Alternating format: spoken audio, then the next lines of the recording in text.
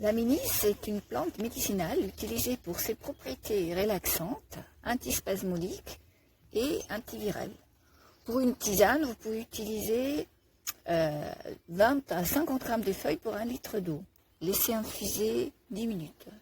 Vous pouvez boire 3-4 tasses par jour. Pour une digestion plus facile, ça calme la nervosité et favorise le sommeil. Déshydratée, la mélisse perd son arôme et il est donc préférable de l'utiliser fraîche. Les jeunes poussées là, de mélisse peuvent être ajoutées aux salades. Cela donne une remarquable parfum de citronnelle. La mélisse aromatise aussi et parfume les desserts et les boissons. C'est une plante très intéressante qui pousse là, chez moi, devant la porte, toute seule, dans le gravier.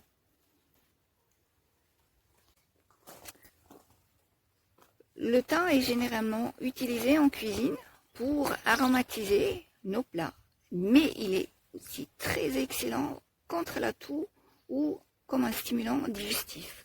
En tisane, alors là on utilise la plante fraîche. Vous pouvez utiliser 10 grammes de thym fraîche dans 1 litre d'eau bouillante et vous le laissez infuser pendant 10 minutes, filtrer, et après vous pouvez ajouter des ingrédients aussi, un peu du citron ou des autres plantes aromatisées.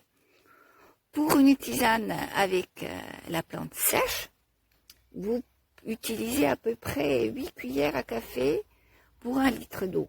Le thym frais aussi, c'est une source importante de vitamine C et en plante sèche, de vitamine K, de calcium et de la manganèse.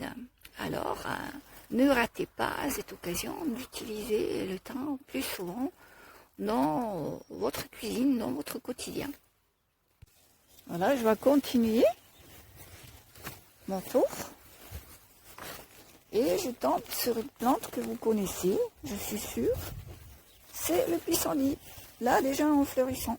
Vous avez des jolies fleurs jaunes. Et on peut utiliser les fleurs, les feuilles et la racine.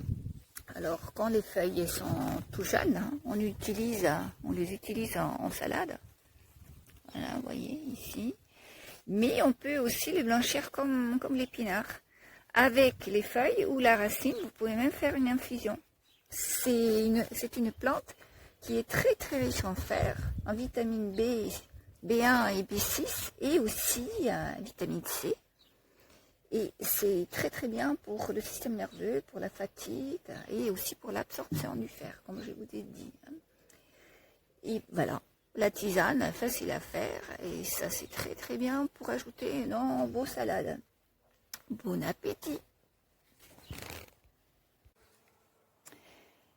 Les vertus pour le romarin, ici bien en florissant déjà, plein d'abeilles, c'est un stimulant en particulier pour la vésicule biliaire.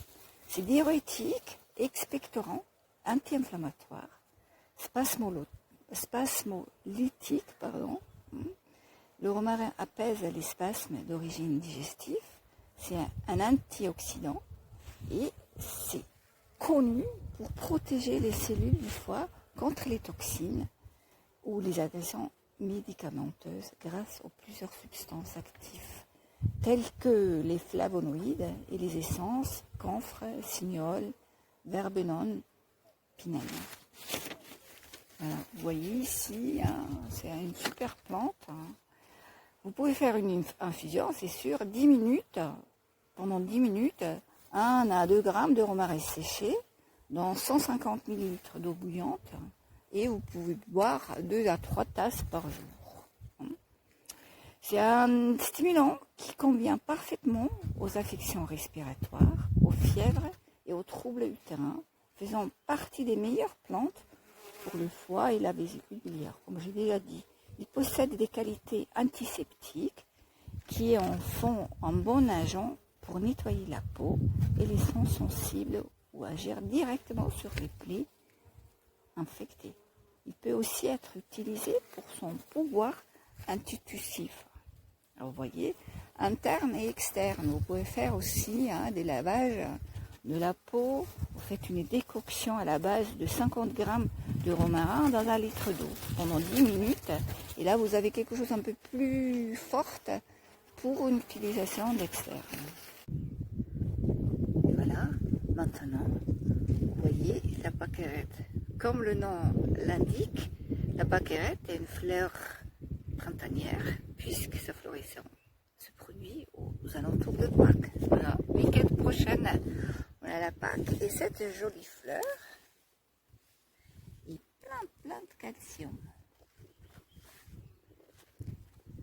Quelles parties sont comestibles?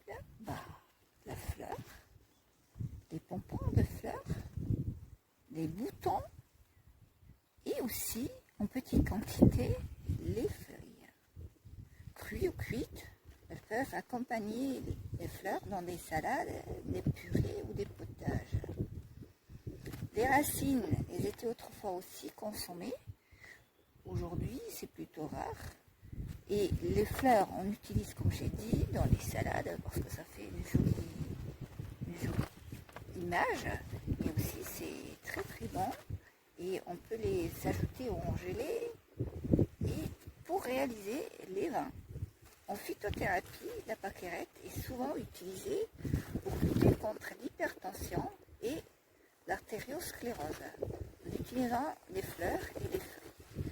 Pour une infusion, une cuillère par tasse d'eau bouillante et vous vous laissez infuser 10 minutes et vous pouvez boire pas plus que 3 tasses par jour.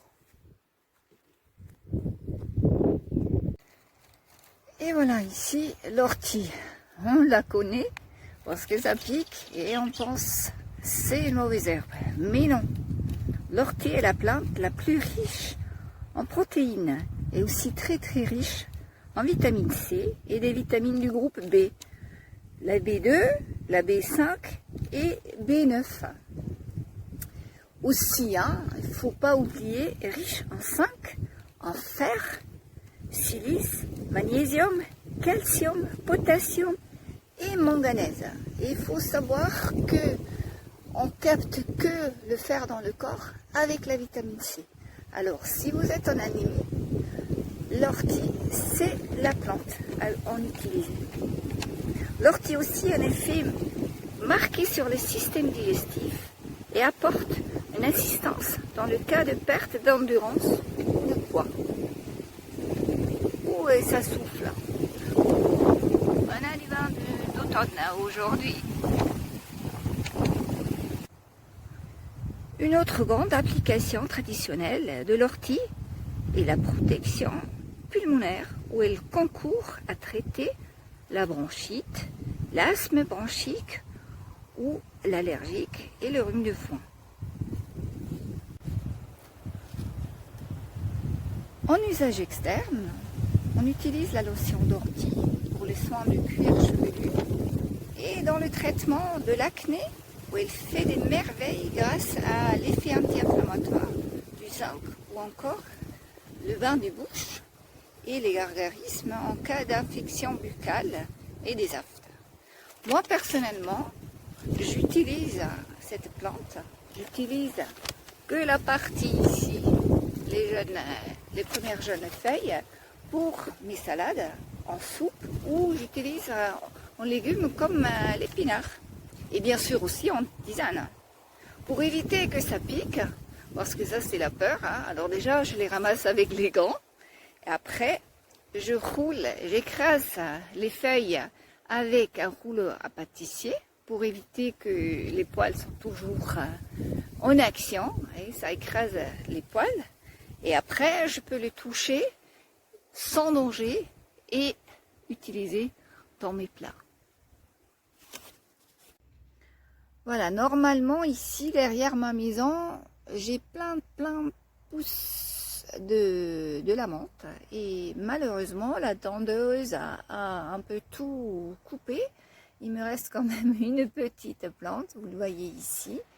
C'est une des 25 variétés qui existent, mais aussi dans la façon sauvage, la menthe c'est pas tout le temps facile à à trouver et à identifier.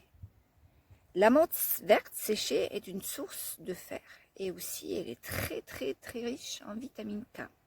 C'est un stimulant du système nerveux, facilite la digestion, neutralise les fermentations intestinales, évite les vomissements et combat la toux.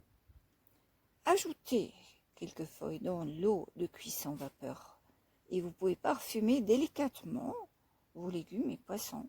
Et parfumer aussi vos vinaigrettes, c'est très bon. C'est pas que les Anglais qui utilisent ça comme sauce à la menthe, c'est vraiment très bien. Bien sûr aussi avec la viande, avec l'oignon et la menthe, sauce à la menthe, c'est très bon.